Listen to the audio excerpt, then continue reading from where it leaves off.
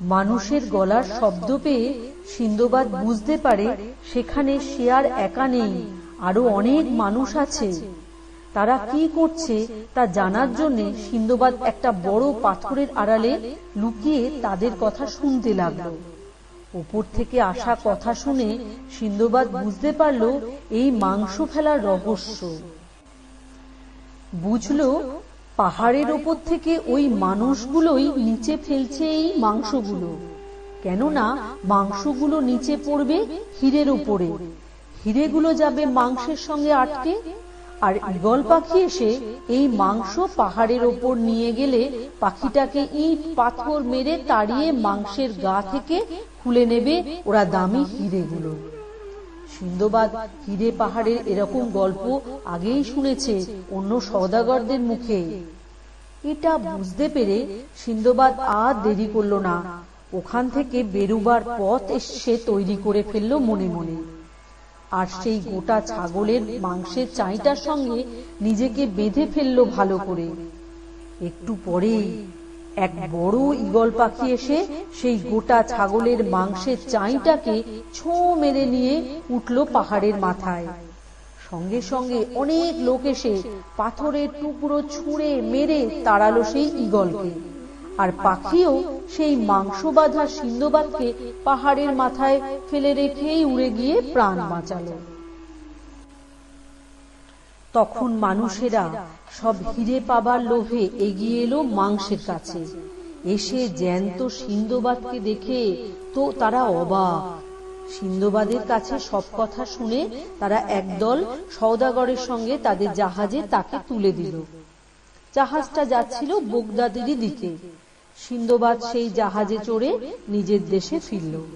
হীরে পাহাড়ের হীরে যা সে পকেটে ভরে এনেছিল তাই বেচে হলো তার লাখ লাখ টাকা।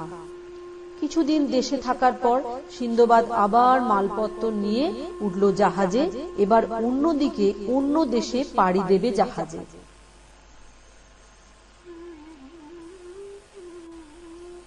এবার যেতে যেতে সাগরের বুকে হঠাৎ ঝড় উঠল।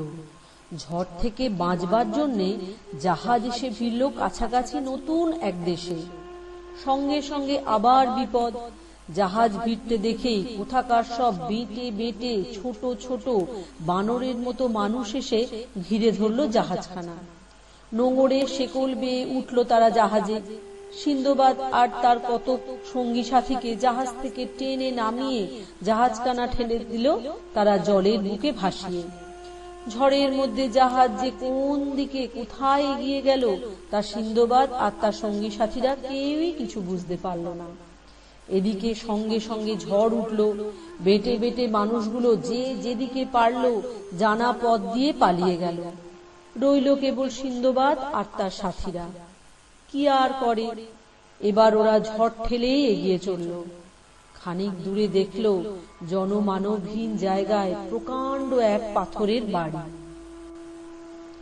সিন্দবাদ তার সঙ্গীদের নিয়ে সেই বাড়ির মধ্যে ঢুকে পড়ল। ঢুকে দেখে কেউ কোথাও নেই, শুধু এক কোণে পাহাড়ের মতো উঁচু হয়ে জমা করা রয়েছে মানুষের হাড়। তার পাশে পড়ে আছে মাংস পুড়িয়ে খাবার কটা বড় বড় লোহার শিক, আর একদিকে প্রকাণ্ড এক উনুনে আগুন জ্বলছে। এবার ভয়ে ওদের বুক কেঁপে উঠল। পালাবে কিনা ভাবছে, এমন সময় পেছনে হিস হিস শব্দ, মাথার উপর গরম হাওয়া। পেছন ফিরে দেখে প্রকাণ্ড এক দৈত্য।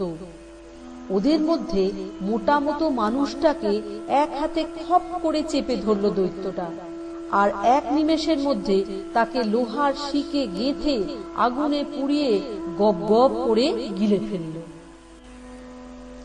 একটা অত বড় মোটাসোটা মানুষকে যেমন গপ গপ করে গিলে খেয়ে ফেলল, তাতে মনে হলো যেন সে পাকা কলা খেয়ে নিল।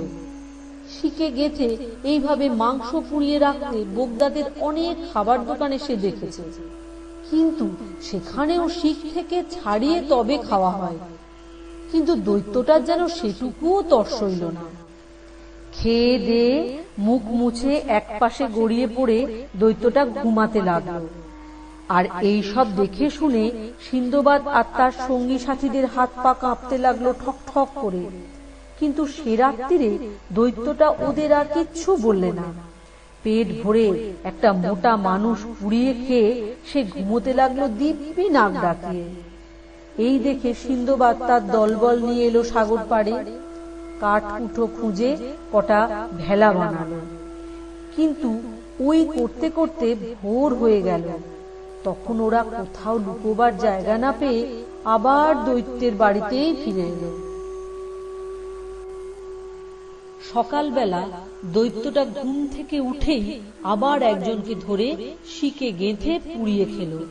তারপর আবার শুয়ে পড়ে বিকট সুরে ঘরর ঘরর করে নাক ডাকিয়ে ঘুমোতে লাগলো।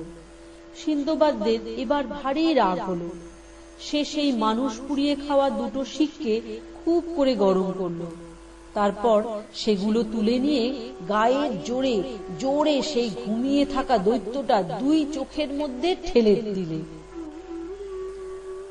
তখন কি আর রেহাই আছে? চোখের জ্বালায় ছটফট করে দৈত্য খুব দাপাদাপি করলো খানিক। এদিক ওদিক হাত পা কতই না ছুড়ল, কিন্তু ছুড়লে কি হবে? চোখে তো আর দেখতে পেলে না, তাই কিছুই করতে পারল না সিন্দবাদ আর তার সঙ্গীদের। ওরা তখন সাগর তীরে এসে সেই ভেলাগুলোয় উঠে পড়ল। কানা দৈত্যটাও ছুটে এলো পিছু পিছু। আন্দাজে ভেলাগুলো লক্ষ্য করে এলো পাথারি বড় বড় পাথরের টুকরো ছুটতে লাগলো।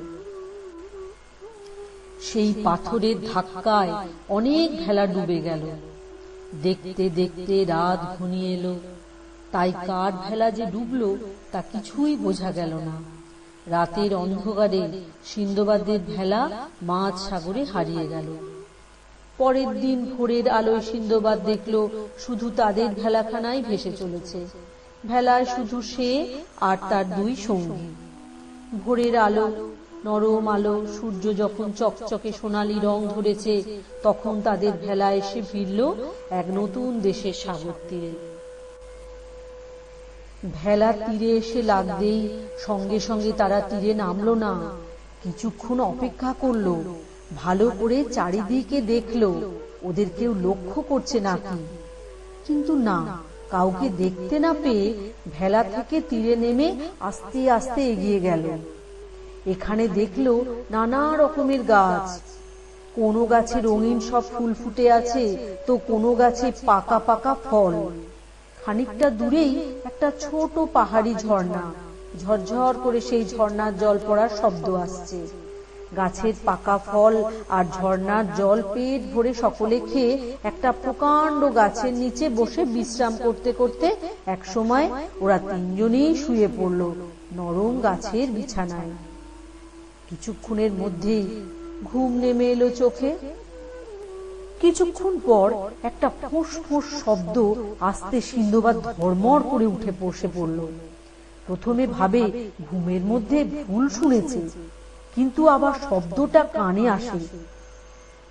এবার শব্দটা কোন দিক থেকে আসছে তা বুঝে নিয়ে সেদিকে তাকাতেই দেখতে পায় একটা বিশাল অজগর সাপ তাদের মাথার ওপরের গাছ থেকে তাদের দিকে তাক করে ঝুলছে। সাপটা কিন্তু আর কিছু ভাববার বা উঠে পালাবার সময় দিল না ওদের। সিন্দবাদের এক সঙ্গীকে পেঁচিয়ে ধরল জোর করে, পাকে পাকে এমন ভাবে জড়িয়ে ধরল যে লোকটার হাড়গুলো মুটমুট করে ভেঙে যাওয়ার আওয়াজ শোনা গেল। একটু পরে সে বেচারিকে গিলে খেতে লাগলো সাপটা। এবার সিন্দবাদ তার সাথীদের নিয়ে দৌড় দিল সেখান থেকে। ছুটতে ছুটতে আর এক জঙ্গলে এসে ঢুকলো ওরা। আশ্রয় নিল একটা বড় গাছে, কিন্তু সেখানেও কি রেহাই আছে? রাতের অন্ধকারে আর এক রাক্ষসে অজগর এসে ওর সঙ্গীকে খেয়ে চলে গেল। সিন্দবাদ বুঝলো এবার তার পালা। ভোরের আলো ফুটতেই সে গাছ থেকে নেমে পড়ল। পেটে অসহ্য খিদে, রাত জেগে শরীরও কাহিল। এরই মধ্যে সে অনেক চেষ্টা করলো ওখান থেকে পালাবার, কিন্তু বুঝলো যেখানেই যাক সাপের হাত থেকে রেহাই নেই। এদিকে দুপুর গড়িয়ে যাচ্ছে, দিনের আলো পড়ে এলো প্রায়। তাই অনেক ভেবে এক মতলব খাটালো সে। জঙ্গল থেকে কিছু কাঠকুঠো জোগাড় করে লতা পাতা দিয়ে সেগুলো শক্ত করে বাঁধলো একটা গাছের গুঁড়ির সঙ্গে, সামান্য একটু ফাঁক রাখলো। তারপর বাঁধনটা যখন বেশ শক্ত হয়েছে মনে হলো, তখন সেই ফাঁকটুকু দিয়ে ঢুকে পড়লো সেই কাঠের ফোকরে। তারপর গভীর রাতে সেই মানুষ খেকো রাক্ষসে সাপটার ফোঁস ফোঁস শব্দ আবার শোনা গেল। গাছের কাছে এসে সিন্দবাদকে ধরতে না পেরে যা রাগ সে করলো কি আর বলবো।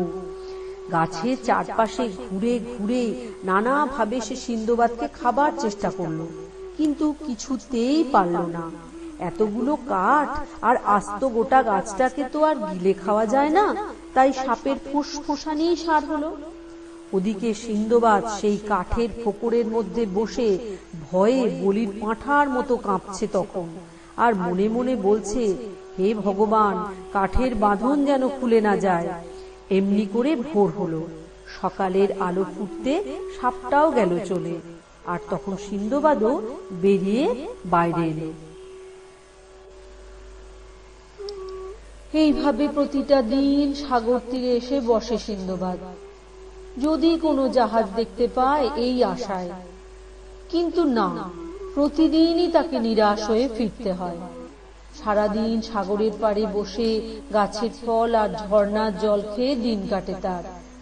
এভাবেই তার দিন কাটছে। হাঁটতে হাঁটতে সাগর তীরে এলো সে। মনটা ভারী খারাপ। কোন রকমে দুজন সঙ্গী পেয়েছিল, কিন্তু দুজনকেই সাপে খেয়েছে। ভাবছে এমন করে আর কতদিন সে ওই রাক্ষসে সাপের হাত থেকে নিজেকে বাঁচাতে পারবে।